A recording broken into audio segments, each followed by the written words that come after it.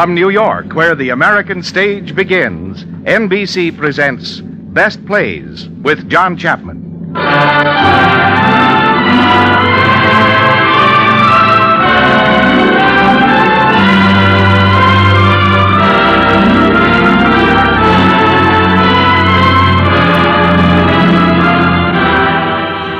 Best Plays, a series of hour-length dramas selected from the outstanding successes of the New York stage. Now, John Chapman, drama critic of the New York Daily News, is here to introduce Aline McMahon and Estelle Winwood in The Madwoman of Chaillot.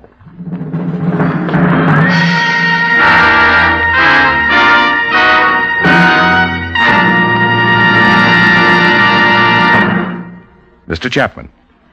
Our play this evening was inaccurately titled by its author, the late Jean Giraudoux. He called it, and we call it, The Madwoman of Chaillot. When, to be accurate, it should be called The Mad Women. Aline McMahon, who is in the title role in the Los Angeles production, is going to act for you the crazy old lady of the Chaillot district in Paris. She has 3 lunatic friends. One of them is the Madwoman of Passy, and she will be played by Estelle Winwood, who is unforgettable in this role in the Broadway production of this comic fantasy in 1948. And then we also shall meet the Madwoman of Saint-Sulpice, to be played by Agnes Young, and the Madwoman of La Concorde in the person of Irene Hubbard. Among their strange playmates, we shall find the Sewer Man, who leads a fascinating life below ground, and he will be acted by the original Sewer Man, James Westerfield. I've never been able to decide which is my favorite character in this play, because they all are wonderful and unusual. Let's start now, so you may decide for yourselves.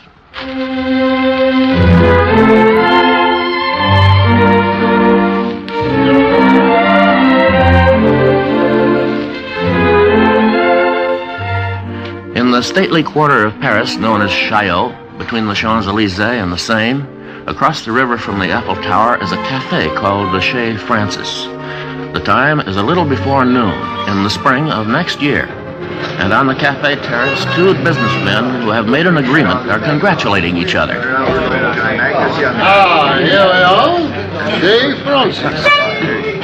Baron, this is an historic occasion, and it must be celebrated properly. Splendid.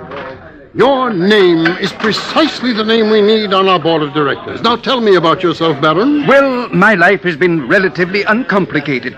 It has consisted mostly of selling off, one by one, the various estates left me by my father. And you, Mr. President? Ah, mine has been a very different experience. I came up from the bottom. My mother spent most of her life bent over a washtub in order to send me to school.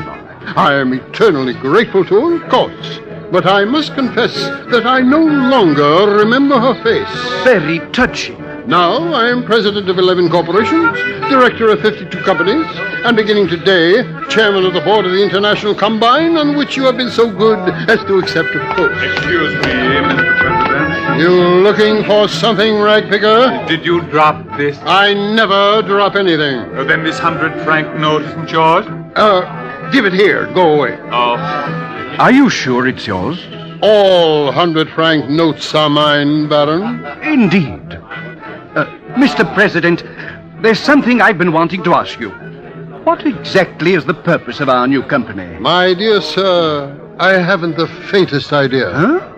But if you don't know, who does? Nobody. And at the moment, it's becoming a trifle embarrassing. Yes, my dear Baron, since we are now close business associates, I must confess that for the time being, we are in a little trouble. Ah, I was afraid of that. The stock issue isn't going so well? Oh, no. Quite the contrary. The stock issue is going beautifully. The trouble is, we have a tremendous capital and not the slightest idea what to do with it. Then, too, we need a name. A name. Something to set the brain awhirl. United, General, International, Consolidated. Of course, that's been used before, but that's what a corporation needs. And so far, we have only a blank space. Exactly. Only a blank... My dear Baron, yes? Look at the face of that man over there. The answer to a prayer. You call that a face? looks more like a tombstone. It's a milestone. It's a signpost. Ah, he sees me. He'll be over. And when he comes? He will tell me what to do. You mean business is done this way? You would trust a stranger with a matter of importance? Baron, although we have never laid eyes upon each other before, that man and I know each other to the very depth of our souls. How do you do, sir? Well, I need a name. I need 50,000 cash. A name for a corporation. International Substrates of Paris, Incorporated. Excellent. That's it. Now, what does it mean? It means what it says. I'm a prospector. A prospector? Well, allow me to shake your hand. Baron, you're in the presence of one of nature's noblemen. Shake his hand. This is Baron Tomar. How do you do? Well, now that we have a name... You need a property. Precisely. I have one. Here in Paris. In Paris? You've been prospecting in Paris? For what? Oil. Oil in Paris? How is that possible? It is not only possible, it's certain. You don't know, my dear sir, what treasures Paris conceals. Paris is the least prospected place in the world. Who has ever thought of looking for oil in Paris? Nobody. Before me, that is. Genius. Why has nobody ever thought of this before? The treasures of the earth, my dear sir, are not easy to find nor get at. A prospector has many problems. I know. Snakes, tarantulas, fleas. Worse than that, sir. Civilization. And that annoys you? Civilization gets in our way all the time. In the first place, it covers the earth with cities and towns, which are awkward to dig up when you want to see what's underneath. It's not only the real estate people. You can do business with them. It's human sentimentality. How do you do business with that? I see what you mean. But what's the use of arguing with sentimental fools? Imagine the choicest place you ever saw for an excavation. And what do they put there? A playground for children. Just show us the point where you want to start digging. We'll do the rest, even if it's in the middle of the Louvre. Where is the oil? Beneath this very spot. Right under here? Exactly. And so here I am, with the greatest discovery of the age on my hands. But the blasted authorities won't let me drill a single well unless I show them the oil. Now, how can I show them the oil unless they let me dig? Shall I tell you my plan? Please. What I propose is... In heaven's name, what is that? I gather it's a female. But I've never seen such a costume. Irma! Irma? Yes, Countess? Are my bones ready, Irma? There won't be much today, Countess. We had broilers. Can you wait while the gentleman inside finishes eating? And my gizzard? I'll try to get it away from him. Well, if he eats my gizzard, save me the giblets. They will do for the tomcat that lives under the bridge. He likes a few giblets now and again. Yes, Countess. I'll bring them right out. This is preposterous. I'll have her removed. Waiter! Waiter! I'm coming, sir. What will you have? Waiter, ask that woman to move on. Sorry, sir. This is her cafe. She is the manager of this cafe? She is the Madwoman of Chaillot. Good heavens, a mad woman roaming the streets. We must do something. Marcel, Oh, yes, Countess. have you found it, my feather boa? Not yet, Countess. 3 scarves, but no boa. It's 5 years since I lost it. Now, surely you've had time to find it. Boa like that doesn't just vanish, you know. A feather boa, 9 feet long. Waiter, I'm making a complaint. Against whom, Against sir? her, that lunatic female, or whatever you call her. Now, calm yourself, Mr. President. Yes, Mr. President. We were discussing my plan. Yes, your plan. But be careful.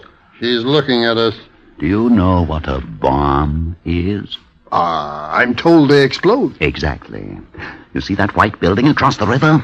It's the office of the city architect. That man has stubbornly refused to give me a permit to drill for oil. I've tried everything with him. Influence, bribes, threats. He says I'm crazy.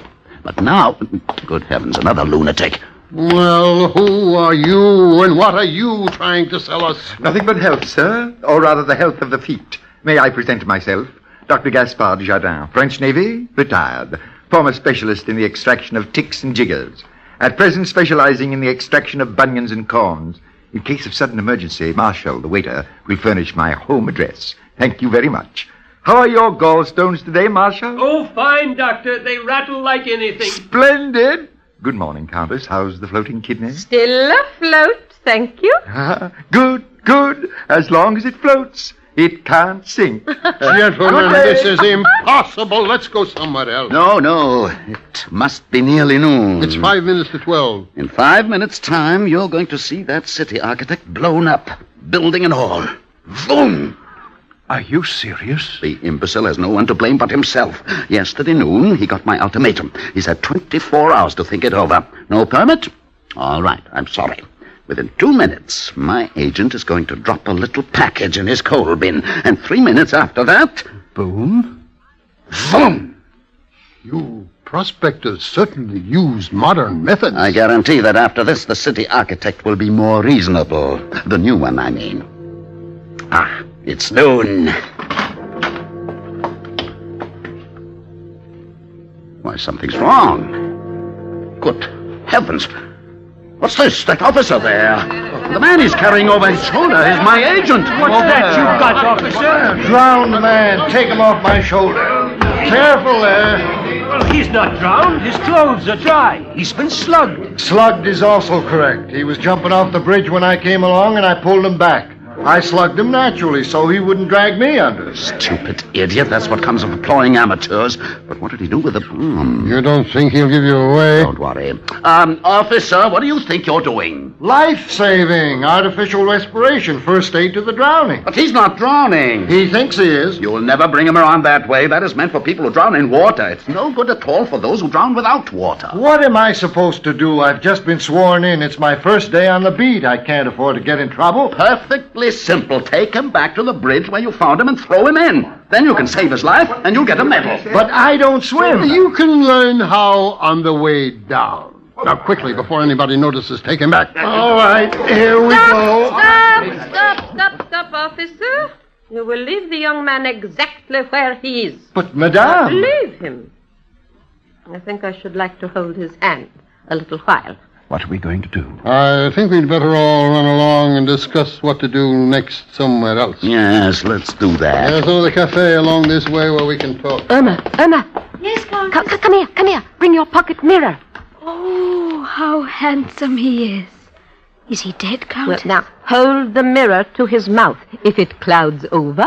Oh, it does cloud over. He's alive, then. Oh, look. He's opened his eyes. Young man, you're looking at my iris. Isn't it beautiful? Very. Oh, the sergeant was good enough to say that it becomes me. I had to tell him quite frankly that I no longer trust his taste. Yesterday the flower girl gave me a lily, and he said it didn't suit me. It's beautiful. Oh, well, he'll be very happy to know that you agree with him. He's really quite sensitive. Sergeant! Oh, no, please, don't call the police. Oh, but I must. I think I hurt his feelings. Let me go, madame. I'll do nothing of the sort. When you let someone go, you never see him again. I let Charlotte Mesume go, and I never saw her again. Oh, my head. And I let Adolphe Berthaud go, and I never saw him again. Except once, 30 years later in the market. Oh, he had changed a great deal. He didn't know me. He sneaked a melon from right under my nose, the only good one of the year. Oh, here we are, Sergeant. I'm in a hurry, Countess. Now, with regard to the iris, this young man agrees with you. He says it suits me. Well, I must go. There's a man drowning in the sea. No, he's not. He's drowning here. What? No, you needn't hurry because I'm holding him tight, as I should have held Adolphe Berthaud. Oh, but if I let him go, I'm sure he'll go and drown in the Seine. Now, Sergeant, now what are you doing? I'm taking down the drowned man's name and date of birth. You think that's going to stop him from jumping in the river to tell him the date of his birth? Well, I'm not going to tell him. He's going to tell me. Well, I wouldn't tell you mine. Oh, don't be silly, Sergeant. Put that book away now and console him. When people want to die, it is your job to speak out in praise of life. I should speak out in praise of life? Well, if you believe that life has some value, tell him so. Well, as guardian of the state, surely you must have some idea of the value of life. You're right, Countess. Now look, young fellow. His name is Roderick. My name is not Roderick. Yes, it is. At noon, all men are called Roderick. Except Adolphe Berthaud. Now, we're not here to discuss Adolphe Berthaud, Sergeant. You're here to convince this young man that life is worth living. It isn't. Quiet. But it now isn't. Then, what was the idea of jumping off the bridge anyhow? Well, the idea was to land in the river. Roderick doesn't seem to be at all confused about that. Now, how can I convince anybody that life is worth living if you keep interrupting all the time? I'll be quiet. Now, first of all, Mr. Roderick, you have to realize that suicide is a crime against the state. Every time anybody commits suicide, that means one soldier less for the army. One taxpayer less. Sergeant, are you a lover of life or a tax collector? Now, surely in all these years you must have found something to make life worth living. Well, fact is, since you ask me, I love to play casino. And if the gentleman would like to join me when he wants to kill an hour... No, he doesn't want to kill an hour. He wants to kill himself. Well, Sergeant, I defy anybody to stop dying on your account. Well, go ahead. You think you can do better? Why, this isn't a difficult case at all. In the first place, why should he want to die when he has just this minute fallen in love with Irma? And Irma has fallen in love with him. Oh, she hasn't. How could she? Oh, yes, she has. She was holding your hand just as I'm holding it now. Roderick, I know very well why you were in such a hurry to drown yourself. You don't at all. Yes, it's because that prospector wanted you to commit a horrible crime. Madame, how do you know that? Well, he stole my boa. Now he wants you to kill me. Well, not exactly. Well, it wouldn't be the first time they've tried it. I'm not so easy to get rid of, my boy, because I have no desire to die. You're fortunate. Oh, to be alive is to be fortunate, Roderick. Of course, in the morning, when first you awake, it doesn't always seem so very gay. When you take your hair out of the drawer and your teeth out of the glass, you're quite likely to feel a little out of place in this naughty world. Particularly if you've just been dreaming that you're a little girl on a pony, looking for strawberries in the woods. But all you need in order to feel the call of life again is a letter in the mail giving you your schedule for the day. Now, you write it to yourself the day before. That's the safest. Now, here are my assignments for this morning. To mend my petticoats with red thread, to curl my ostrich feather, to write to my grandmother, etc., etc.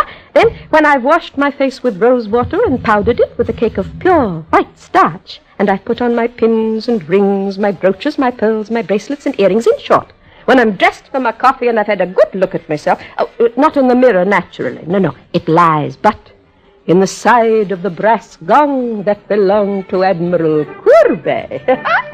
Then, Roderick, I'm armed, I'm strong, I'm ready to begin again. Oh, Madame. After that, everything is pure delight. First, the morning paper. Now, not, of course, these current sheets, full of lies and vulgarity. No, I always read the Gaulois. The issue of March the 22nd, 1903. It's far the best. It has some delightful scandal, some excellent fashion notes, and, of course, the last-minute bulletin on the death of Léonide Leblanc. She used to live next door, poor woman. When I learn of her death every morning, well, it gives me quite a shock. I'd gladly lend you my copy, but it's in tatters. Couldn't we find him a copy in some library, maybe? I doubt it. Go on, Madame, go on. Well, then, when you've taken your fruit salts, now, not in water, naturally. No matter what they say, it's water gives you gas. But with a bit of spiced cake, and you put on your rings and your earrings and your pearls. Then, Roderick, then in sunlight or rain, Chaillot calls, and it's time to dress for your morning walk. Well, this takes much longer, of course. Without a maid, it's absolutely impossible to do that all under an hour. What with your corset cover, and your drawers, all of which lace a button in the back.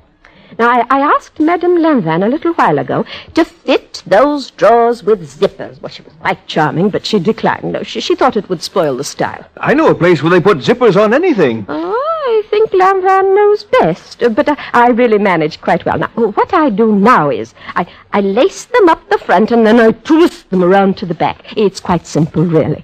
Then you choose a lorgnette, and then comes the usual fruitless search for the feather boa that your prospector stole. I know it was he. He didn't dare look me in the eye. Then all you need is a rubber band to slip around your parasol. I lost the catch the day I struck the cat that was stalking the pigeon. It was worth it.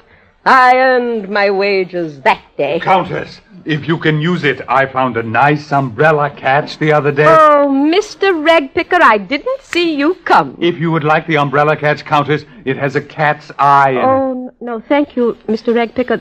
They say those eyes sometimes come to life. And they fill with tears. I'd be afraid. Go on, madame, go on. Oh, so life's beginning to interest you, is it? You see how beautiful it is. I've been a fool. Tell me, what do you do then? Then, Roderick, then I begin my rounds. Well, I have my cats to feed, my dogs to pet, and my plants to water. And I have to see what the evil ones are up to in the district. Those who hate animals, those who hate flowers, those who hate people. I watch them sneaking off in the morning to put on their disguises, to the baths, to the beauty parlors, to the barbers. And when they come out again with their blonde hair and their false whiskers to pull up my flowers and poison my dogs, they can't fool me. I'm there, and I'm ready. All you have to do to break their power is to cut across their path from the left. Well, that isn't always easy.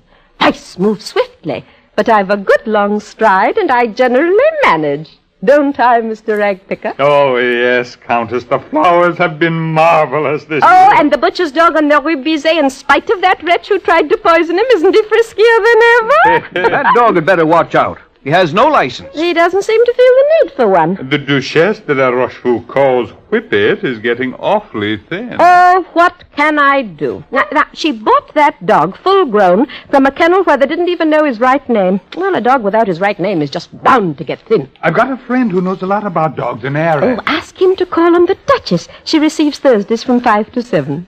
You see, Roderick, that's life. Now, how does it seem to you now? It seems marvelous. Oh, that's only the morning. Oh, wait till I tell you about the afternoon. Now, in the afternoon... No, I'll have to tell you later. I don't want him to hear. Who?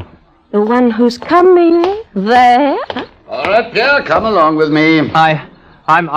I'm perfectly all right here. I said come along now. I'd better go, madame. No. It's no use. Please, let go my hand. Stay where you are now. I'm holding your hand because I shall need your arm in a few minutes to take me home. I'm very easily frightened. Madame, will you oblige me by letting my friend go? I will not oblige you in any way. Officer, arrest this woman. She refuses to let this man go. Well, why should she? It's against the law for a woman to detain a man on the street. It's a clear case of disorderly conduct. Countess, between ourselves, what are you holding him for, anyway? Well, Sergeant, I'm holding him because I want to hold him. He's the first man I've ever really held, and I'm enjoying it. And I'm holding him because as long as I hold him, he's free. Pierre, I'm giving you fair warning. And I'm holding him because Irma wants me to hold him.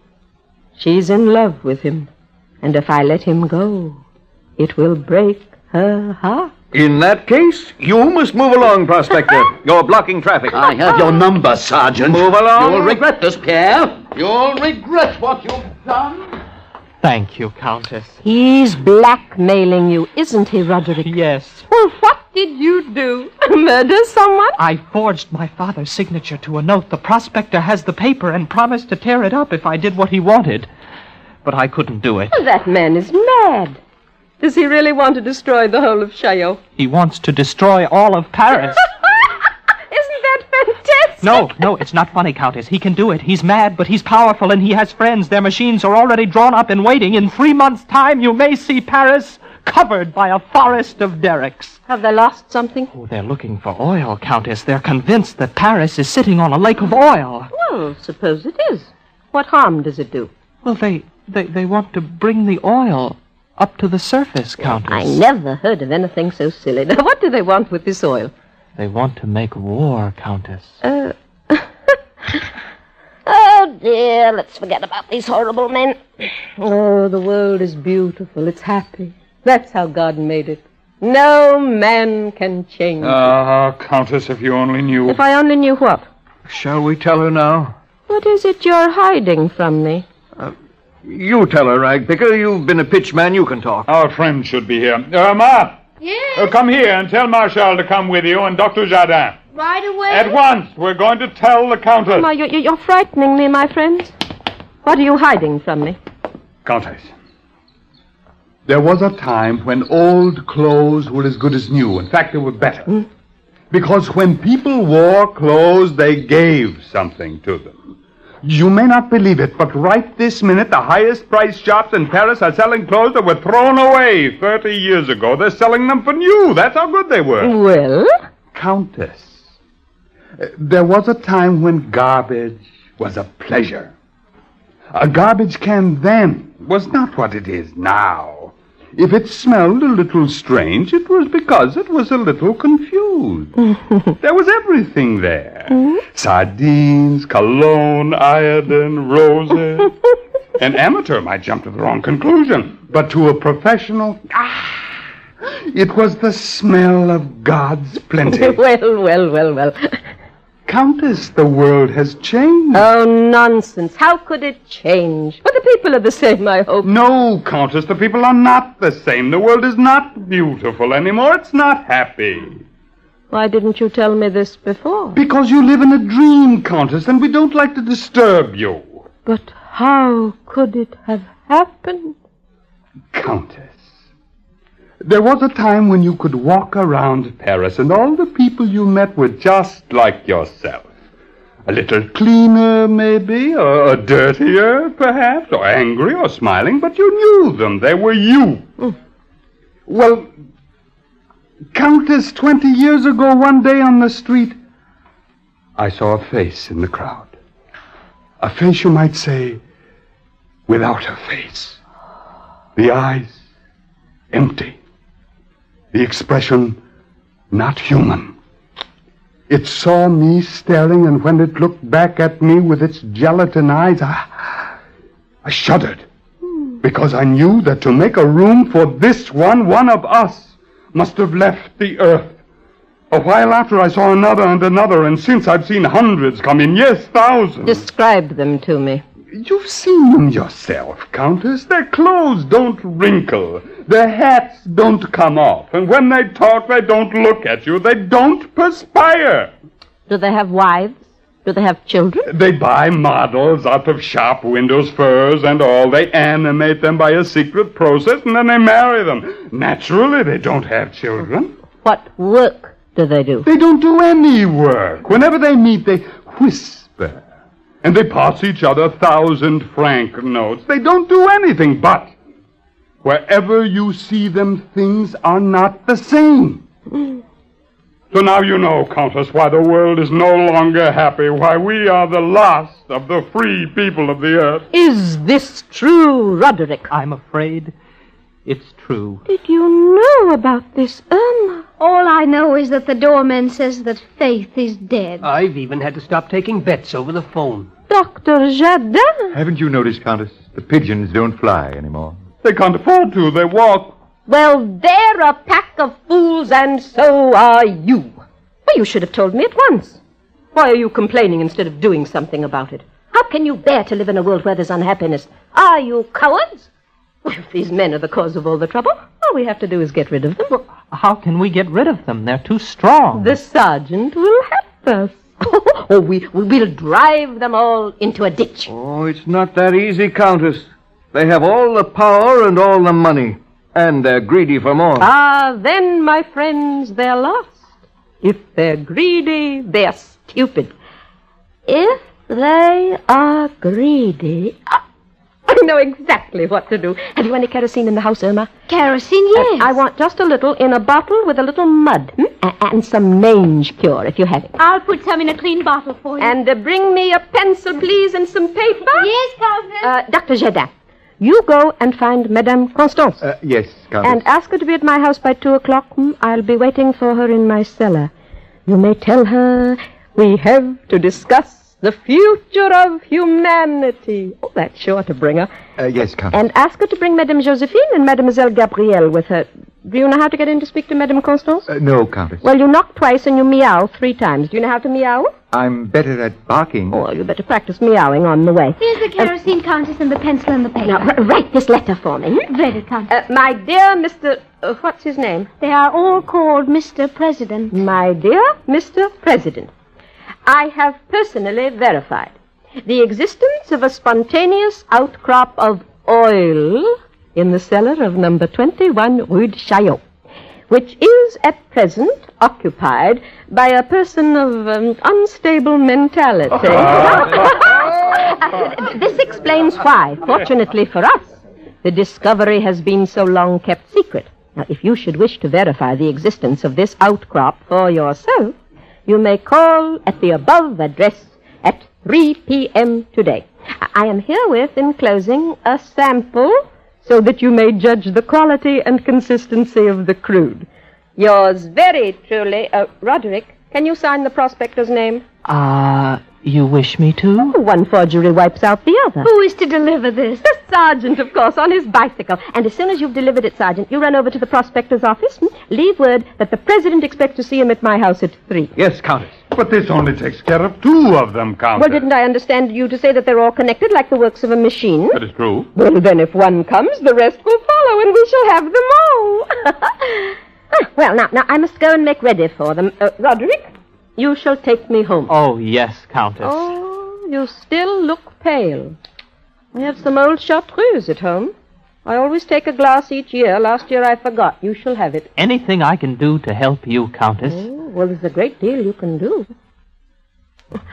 There are all the things that need to be done in a room that no man has been in for 20 years. You can untwist the blind and let in a little sunshine for a change. Oh, there's a door on the wardrobe. You can take it off and deliver me once and for all from the old harpy that looks at me out of the mirror. You can let the mouse out of the trap. I'm tired of feeding it. Now, each man to his post. Very well, Countess. See you later, my friend. Yes. Why are you standing there, Irma? I'm thinking of Roderick. I mean Pierre. What are you thinking? I hate ugliness. I love beauty. I hate meanness. I adore kindness.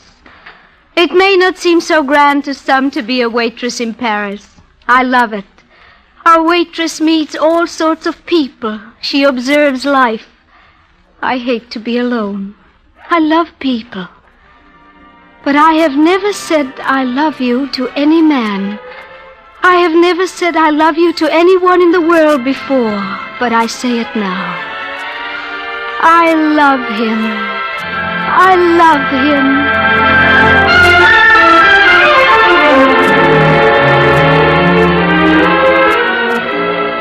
him. In a moment, Act 2 of The Madwoman of Chaillot, starring Eileen McMahon and Estelle Winwood.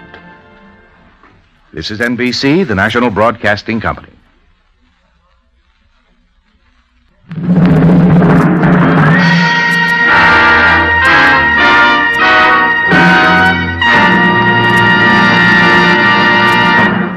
Now, Act 2 of the Best Plays production of The Madwoman of Chaillot, starring Eileen McMahon and Estelle Winwood. And here again is John Chapman. It is now 2 in the afternoon, and in the cellar sitting room of her house, the Countess looks up as Irma appears at the doorway. Countess, here is the sewer man. Oh, you found him, Emma. Well, send him in. Countess. How do you do, Mr. Sewerman? Oh, but why do you have your boots in your hand instead of on your feet? Etiquette, Countess. Etiquette. Oh, how very American. I'm told that in America, people apologize for their gloves when they shake hands. As if the human skin were nicer to touch than the skin of a sheep. And particularly when they have sweaty hands. My feet never sweat, Countess. Oh, how very nice. Oh, but please don't stand on ceremony here now. Put your boots on. Thanks, Countess. Oh, I'm sure you must have a very poor opinion of the upper world. The way people throw filth into your sewer is absolutely scandalous. I burn all my refuse, and I scatter the ashes. All I ever throw in the drain is flowers. Did you happen to see a lily float by this morning? Yes. Thank you very much. A very sweet thought. Tomorrow you shall have this iris. Oh, but now, I have a question to ask. Yes, Countess.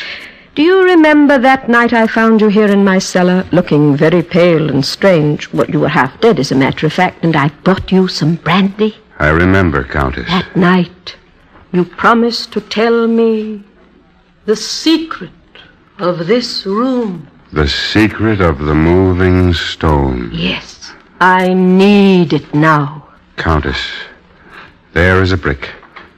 There on the wall behind you. Huh? It's a little darker than the others. This one? If you push it, the stone will move away. Heavens! Where do those stairs lead? Nowhere. They just go down. Let's go see. No, Countess. Never again. That time you found me, I had a pretty close shave. I kept going down and round and down and round for an hour. There's no end to it. Once you start, you can't stop. You came up. I'm a special case, and I stopped in time. Who could have built such a thing? Paris is old, you know. You don't suppose by any chance there's oil down there? There's only death down there. I should have preferred a little oil. How do you lower the stone? Just press on that same brick. Now, there's two in the world who know it. Countess, Madame Constance and Mademoiselle Gabrielle are here. Send them in, Irma, and show the sewer man to the door. Good day, Mr. Sewer Man. Thank you. Good day, Countess. Glad to be of service. Aurelia, here we are. Now, don't tell us they found your feather boa. You don't mean Adalberto has proposed at last? Oh, how are you? He would. How are you, Constance? How are you, Gabrielle? Thank you both so much for coming. You needn't shout today, my dear. It's Wednesday. Wednesdays are here perfectly. It's Thursday. Come along, Dickie, come along. Oh, you naughty dog. Stop barking. What a racket you're making. Now, come along, come along, come along. Darling, we've come to see the longest board and the handsomest man in Paris. Constance, it's not a question of my boa today, nor of Adalberto. It's a question of the future of the human race. You think it has a future? Oh, sit down and listen to me. Now, we've got to make a decision today which may alter the fate of the world. Couldn't we do it tomorrow? I want to wash my slippers. We haven't a moment to waste. Oh, where is Josephine? Josephine is sitting on her bench by the palace waiting for President Wilson to come out. She says she's sorry, but she must see him today. Oh, what a pity she had to see him today. She has a first-class brain. Well, go ahead, dear. We're listening. What is it? What is it, Dickie? Oh, you want to sit in Aunt Aurelia's lap. Well, stop. Come on, then. Jump, darling. Now, Constance, we love you dearly, as you know, and we love Dickie, too. But this is too serious a matter, so let's stop being childish for once. And what does that mean, if you please? It means, Dickie, now you know perfectly well that we love him and we fuss over him just as if he was still alive. He's a secret memory. We wouldn't hurt his feelings for the world. But please, don't plump him in my lap when I'm settling the future of mankind. So you're against Dickie, too? I'm not in the least against Dickie. I adore Dickie. But you know as well as I that Dickie is only a convention with us. Well, it's a beautiful convention, but that doesn't mean it has to bark all the time. Besides, you spoil him. By the time you went to visit your niece and you left him with me, we got along famously together. When you're not there, he's a model dog. He doesn't bark, he doesn't tear things, he doesn't even eat.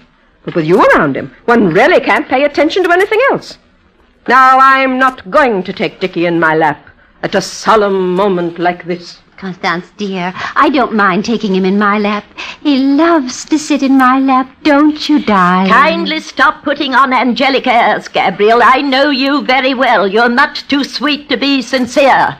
There are plenty of times that I make believe that Dickie is here, when really I've left him at home and you cuddle and pet him just the same. I adore animals. If you adore animals, you shouldn't pet them when they're not there. It's a form of hypocrisy. Now, Constance, Gabrielle has just as much right as you have to... Gabrielle has no right to do what she does. Do you know what she does? She invites people to come to tea with us. People whom we know nothing about. People who exist only in her imagination. And you think that's not an existence? I don't invite them at all. They come by themselves. What can I do? You might introduce us. Well, if you think they're imaginary, Constance, what do you want to meet them for? Well, of course they're imaginary, but who likes to have imaginary people staring at one, especially strangers? Oh, they're really very nice. But tell me one thing, Gabrielle, are they here now? Now, am I to be allowed to speak, or is this going to be the same as that argument about inoculating Josephine's cat? when we didn't get to the subject at all. Never, never, never. I'll never give my consent to that.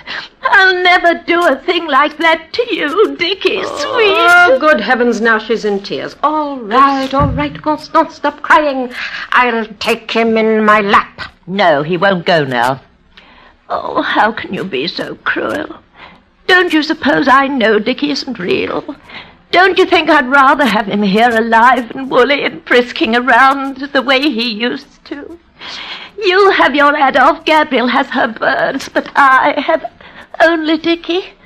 Do you think I'd be so silly about him if it wasn't that it's only by pretending that he's here all the time that I can get him to come sometimes, really? Next time I won't bring him. Oh, now let's not get excited over nothing at all. I'll call Irma and she will take Dickie for a walk. No, he doesn't want to. Besides, I didn't bring him today, so there. Aurelia, why did you ask us here in the first place? Oh, yes.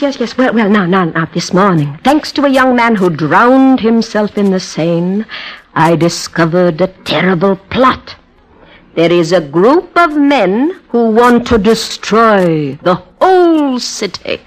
Is that all? I don't understand, Aurelia. Why should men want to destroy the city? It was they themselves who put it up. Well, there are people in the world who want to destroy everything. They have a fever of destruction. Even when they pretend that they're building, it's only in order to destroy. Humanity is now dedicated to the task of universal demolition. I speak, of course, primarily of the male sex. Oh! Aurelia, must you talk sex in front of Gabriel? Well, now, after all, there are two sexes. Gabriel is an innocent young girl. Oh, she can't be that innocent. She keeps canaries. I think you're being very cruel about men, Aurelia. Men are big and beautiful and as loyal as dogs. I preferred not to marry, it's true, but I hear excellent reports of them from friends who've had an opportunity to observe them closely. My poor darling, the tide has turned. Men are changing back into beasts. Well, a man doesn't take your hand nowadays. He gives you his paw. Oh, would that bother you very much if they changed into animals? Oh, I'd love to see them like that. They'd be sweet. You'd make a fine rabbit, Constance, wouldn't you? I? A rabbit? Oh, naturally. You don't think it's only the men who are changing? No. You'd change along with them, husbands and wives together. We're all one race, you know. And why would my husband have to be a rabbit if he were alive? Remember his front teeth when he nibbled his celery? I remember. I am happy to say absolutely nothing about him. All I remember is that time Monsieur Le Courtier tried to kiss me in the park. Oh, yes, of course. What does that mean, if you please? Yes, of course. Now, Constance, just this once, look us in the eye and tell us truly. Did that really happen, or did you read about it in a book? Now I'm being insulted. Now, we promise faithfully. We'll believe it all over again, won't we, Gabrielle? But just tell us the truth, this once. How dare you question my memories? Suppose I said your pearls were false. They were. I'm not asking what they were. I'm asking what they are. Are they false, or are they real? Why, everyone knows that when you wear pearls little by little, they become real. Isn't it the same with memories? No, do not let us waste time. No, I must go on. But furthermore, I think Gabriel is perfectly right about men. There are still plenty of men who haven't changed a bit. Now, there's an old senator who bows to Gabriel every day when he passes her in front of the palace, and he takes off his hat each time. That's perfectly true, Aurelia. He's always pushing an empty baby carriage, and he always stops and bows. Don't be taken in, Gabrielle. It's all make-believe. I warn you, Gabrielle. Don't let this senator with the empty baby carriage pull the wool over your eyes. He's really the soul of courtesy. He seems very correct. Yes, those are the worst ones. Gabrielle, beware. He'll make you put on black riding boots while he dances the can-can around you, singing Lord knows what filth at the top of his voice. You think that's what he has in mind? Why, of course. Men have lost all sense of decency. We live in the reign of the golden cat. Did you realize that, Gabrielle? Men now publicly worship the golden cat. How awful! Have the authorities been notified? The authorities do it themselves, Gabrielle. The world has gone out of its mind. Unless we do something, humanity is doomed. I know what I always do in a case like this. Oh, yes, you write to the Prime Minister. He always does what I tell him. Does he ever answer your letters? He knows I prefer him not to. It might excite gossip. What do you suggest, Gabrielle? Now, how can she tell until she's consulted her voices? I'll go right home and consult them if you want, and we could meet again after No, there's no time for that. And besides, in my opinion, your voices aren't real voices at all. How do you dare say a thing like that? Now, where do your voices come from? Still from your sewing machine? Not at all. They've passed into my hot water bottle, and it's much nicer that way. They don't chatter anymore. They gurgle. Well, I don't call that voices. Objects talk, everybody knows that. That's the principle of the phonograph. But to ask a hot water bottle for advice is silly. What does a hot water bottle know? No, my dear. All we have to consult here is our own good judgment. Well, tell us what you've decided. Since you're asking for our opinion, you've doubtless made up your mind. Yes, I thought the whole thing through. I have, in fact, baited a trap. And in just a few minutes, the rats will be here. Oh, heavens! What are you going to do with them? Oh, now that's just the question. Suppose I get all those wicked men here at once in my cellar. Have I the right to exterminate them? To kill them? It's not so easy to kill them. Now, let's say you have a tank full of burning oil all ready for them. Now, how are you going to get them to walk into it? There's nothing so stubborn as a man when you want him to do something. You leave that to me. I wish Josephine were here. Her sister's husband was a lawyer. She knows all about those things. Do you ever miss a cold when it's gone? When the world feels well again, do you think it will regret its illness? No, it will stretch itself and smile, and that's all. Countess! Madame Josephine is here. Thank heaven. We're saved. My dear friend, today, once again, I waited and waited for President Wilson, but he didn't come out. Well, you'll have to wait quite a while longer before he does. He's been dead since 1924. I have plenty of time. Well, in anyone else, Josephine, these extravagances would seem childish. But a person of your good judgment doubtless has her reasons for wanting to talk to a man to whom no one would listen when he was alive. Now, we have a legal problem for you. Suppose you had all the world's criminals here in this room, and suppose you had a way of getting rid of them. Yes? Would you have the right to do it? Why not? Exactly my point. But Josephine, so many people. The more there are, the more legal it is. That way it's impersonal. It's even military. It's the cardinal principle of battle. You get all your enemies in one place and you kill them all together at one time. Of course, if you had to track them down one by one in their houses and offices, you'd get tired and sooner or later you'd stop. Oh, I believe your idea is very practical, Aurelia. I can't imagine why we never thought of it before. Well, bless you, Josephine. I was certain you'd see it the way we do. Very well. Now that's settled, and let's have our tea. Quickly, though, for they will be here shortly.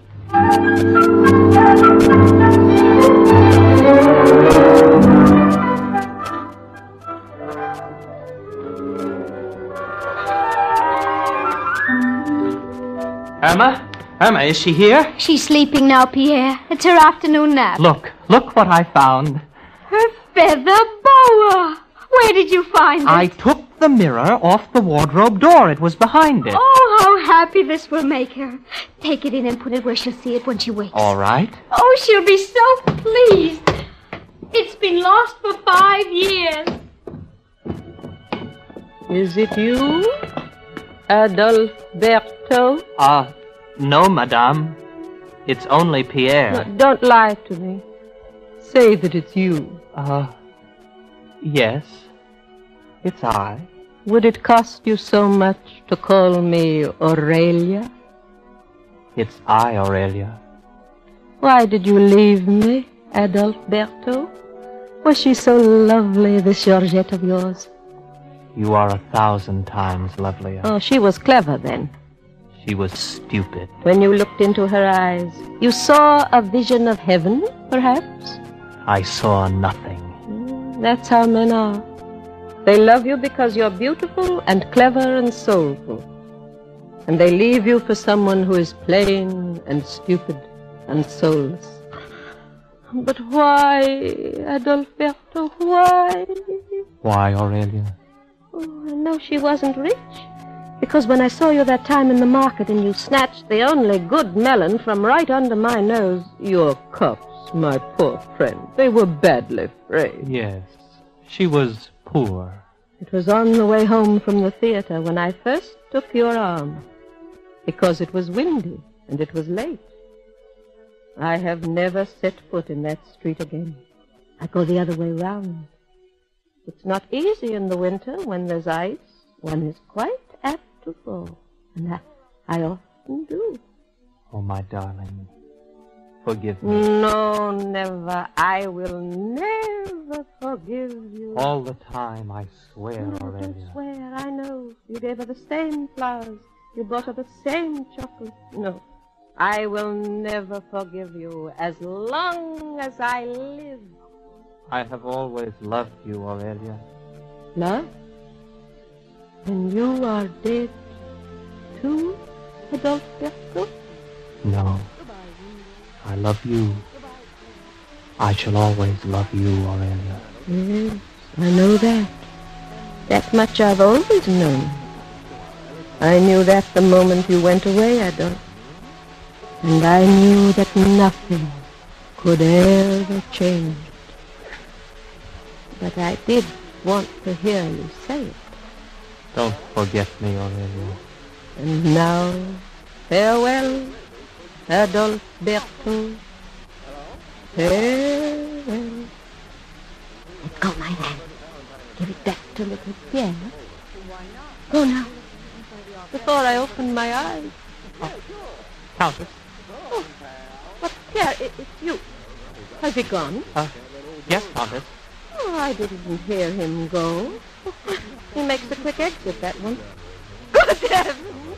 My feather boa. Wherever did you find it? In the wardrobe, Countess, when I took off the mirror. Is there a purple silk shopping bag with it? Yes, Countess. And a little child sewing box? Oh, no, Countess. Oh, they're fighting now. They're trembling for their lives. You see what they're up to? They're quietly putting back all the things they've stolen. How stupid they are. Now, the one thing I really miss is my little sewing box. They haven't put it back. You're quite sure. What was it like? It was green cardboard with gold braid all around it. No, it's not there, Countess. The symbol was gilt. I swore I'd never use any of it. Look at my poor finger. Countess, you were right. There's a procession outside, and the streets are full of taxis and limousines. I will receive them alone. Here, you and Irma go and bring all our things here. Now, wait, here. Press that blackened brick in the wall there. This one, Countess? Yes, press it quickly. Where do those stairs go? Never mind, pal. Hurry on, now they'll be here. Go and find your friends, all of them, and bring them here. Oh yes, and I mustn't forget that I'm supposed to be deaf. I want to hear what they're thinking. I'll tell them, Karen. Go now, Irma. Run along, Pierre. Yes, Countess. Ah, Mr. President, and the Prospector, and Baron. Well, you're very welcome.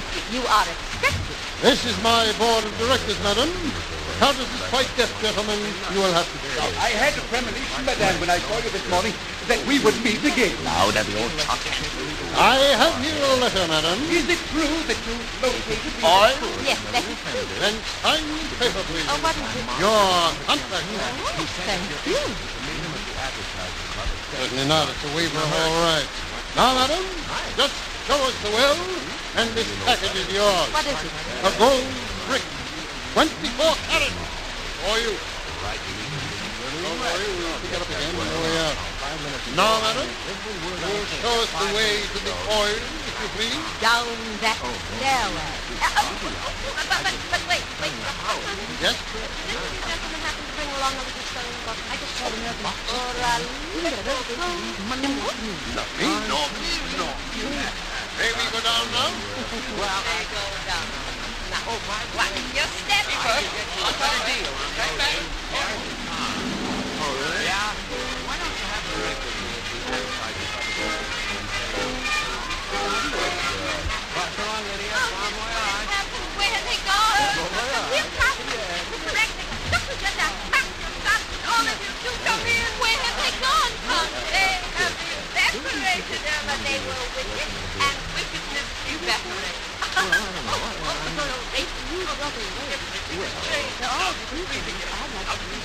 Air is pure, high and clear. Light, beautiful again. Well, the air is like a young bride talking to baby. It's impossible. Everywhere, young people are smiling. And down the street, other strangers are shaking hands. They don't know why. From now on, there will be no more hungry cats. That's such a door strike me. Now on, every time Paris is watered, the sewers will be played with. Yes? Oh, Mr. Sewerman, how lovely. I speak for the adult territory. We are no longer timid. No longer weak. Henceforth, for your sake, we shall hold fast to what we love. We shall be handsome. Come, be forever immaculate. Countess, we bring you this melon, and with it, our heart. Will you do us the honor to be our wife?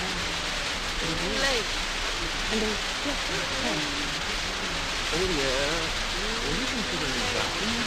Too late, Countess. Too late, Papa. I say it's too late.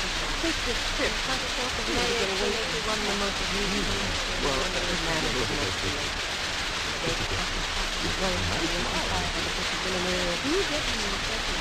It was not too late the day that it is imperial guard. He had explained it. He said nothing. Darling, you obviously wish to. Yes. You two will kiss each other this instant. Quiet. 3 hours. Take each other, know each other, and love each other. Kiss each other quickly. His head is right. How much? Kiss. If you ever think of instant by yourself, it will become a month, a year, a century.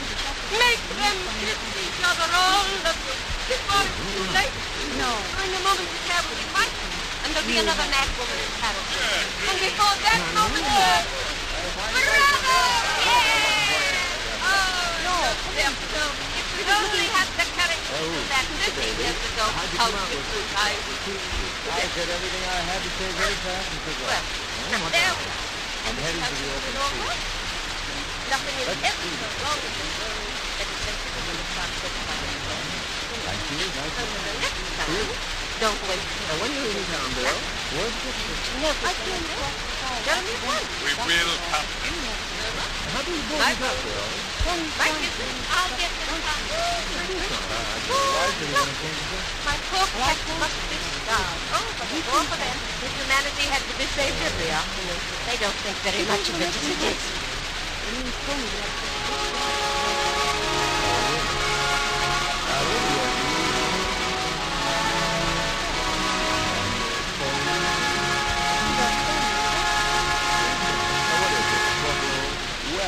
You have just heard the best played production of The Madwoman of Chaillot, starring Edwige Feuillère and Prospector. And here again is your host, dramatist John Chapman. Well, the Madwoman wasn't really so bad, was she? Our thing. And with all the others,